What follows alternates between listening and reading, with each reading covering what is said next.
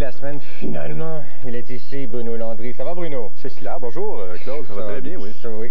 Tu aimerais nous faire une infopub, je crois, pour débuter? Tu sais que la mode est aux infopubs, alors oui, j'en ai préparé une petite pour les auditeurs de Musique Plus. Alors imaginez si vous aviez à voir une vingtaine des meilleurs humoristes du Québec. Ça donnerait probablement ceci. Mais, mesdames, messieurs, oui, c'était père. Mais grâce au parlementerie, avec seulement ceci, n'est-ce pas? 2 petits billets. Vous pourrez voir les Deschamps, Lemire, Courtemanche, Brathwaite, Grenier, Légaré et bien sûr, Landry. Au numéro de téléphone suivant, je crois. Au numéro de téléphone que vous voyez au bas de l'écran, 845-2322. Alors, appelez, c'est pour une bonne cause en plus, le musée de l'humour. Et puis, c'est un maudit bon show, on est en train de travailler là-dessus. Là, OK, l'infopub est finie. C'est fini. Merci. Coupe-moi le numéro, c'est beau. Parlons de musique, Bruno. Parlons de musique. De la musique. J'écoute parfois de la musique. D'accord. Alors, le premier disque, comme on dit, on y va dans le planant. Le premier disque dont je veux vous parler, c'est un classique. C'est le nouveau Pink Floyd. Pour montrer dans le bon sens, là. C'est ça, le nouveau en show là, qui s'appelle Pulse. Et moi, ce que j'aime dans ce disque-là, OK, c'est dur à dire, hein? Non, mais il y a un sens, parce que le flasher, il va en haut. Ah, mais le petit flasher, ça, par contre, là... Non, mais c'est pour ça qu'on l'achète. Bravo. On se demande où va le disque dans notre discothèque. Eh bien, on le trouve tout de suite. C'est le petit flasher. C'est une très bonne méthode, ça. C'est incroyable. Mais t'as toujours aimé Pink Floyd? J'ai toujours aimé Pink Floyd et je dois dire que c'est pas mal le meilleur show que j'ai vu, là, dans les gros spectacles. C'est un show, là. En tout cas, des bouts que je me rappelle, là. Des bouts que tu te rappelles, oui. C'était vraiment très bon. Ça, avec U2, je dirais, au Stade olympique, c'est dans les 2 meilleurs shows que j'ai vus. Parce que c'est... tous tes sens sont comblés. Il manque juste quelqu'un qui te touche de même. Oui, il manque juste les musiciens qui bougent, parce que, disons... C'est ça, non, mais ils sont occupés, eux autres. C'est style, là, comme... Oui. Ben, avec l'âge, il faut qu'ils se tiennent debout aussi, hein. Oui, c'est ça. Il accote la guitare, ça m'étonne, là. Ben, parlant de musiciens qui se tiennent debout encore, il y a aussi les Rolling Stones ici, un instant que je change de petit record. Oui. Tu as découvert les Stones quand, à l'âge de 3 ans, on m'a dit à peu près? C'était le groupe préféré de mon voisin qui avait 8 ans. D'accord. J'en avais 6, alors tu vois que ça fait longtemps, mais c'est encore un groupe que j'aime beaucoup. Et c'est un groupe qui réussit encore à me surprendre. Cet album-là, c'est un des meilleurs que les Stones ont fait.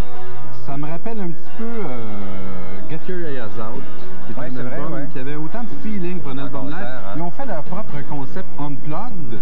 Et puis, sauf qu'eux autres, ils ont décidé de garder l'argent pour eux. Pas donner de royauté à MTV. Ils sont business quand même. Ça doit venir avec l'âge, j'imagine. On n'y est pas. Écoute, j'ai même pas de joke à faire sur ce disque-là, tellement je trouve ça bon. Est-ce que tu as regardé la portion CD-ROM dessus? Non.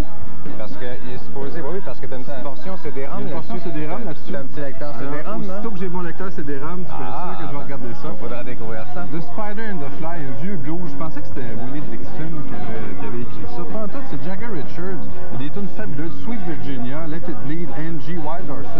C'est fantastique. C'est super bon. Ils ont des vieilles tunes, on se doute pas que c'est eux autres qui ont écrit, mais ils ont tellement d'albums qu'on prend dessus. Aussi un album charnière dans ta carrière ici, là. Ah oui, ben ça c'est, je pense que c'est important de parler de différents genres musicaux. Ça c'est un Ace of Base et c'est des gens quand même qui ont eu la décence de mettre les paroles dans leur CD. Et je voulais vous en lire un petit bout. It's a beautiful life, oh oh oh oh. It's a beautiful life, oh oh oh oh. It's a beautiful life, oh oh oh oh. It's a beautiful life, oh oh oh oh. Mais là, on va avoir l'image. Ah non, mettez-en pas un extrait. Oui. Ah non, s'il vous plaît, c'est parce que je haïs ça. Je pensais qu'au cimetière de CD, on avait le droit de haïr. Je l'haïs, c'est l'exemple de ce que je haïs. Ah non!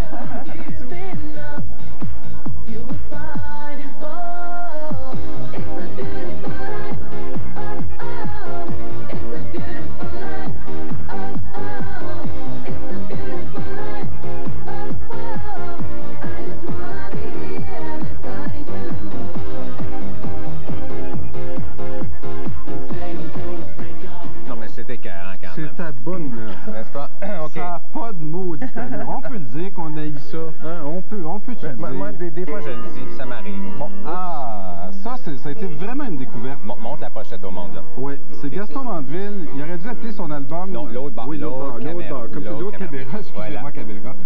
Il aurait dû appeler ça Le retour des morts vivants. Parce que Mandeville est parti de loin. C'est un gars qui a presque disparu, en tout cas, qui n'a jamais eu vraiment un grand succès. Puis c'est un album fabuleux.